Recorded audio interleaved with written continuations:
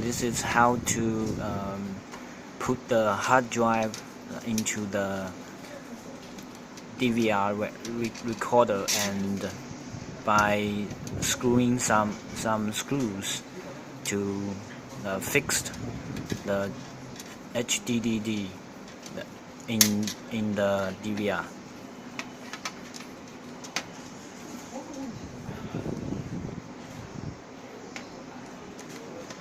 Because this makes the DVR that the hard drive cannot move, so it will make the recorder safely and successfully.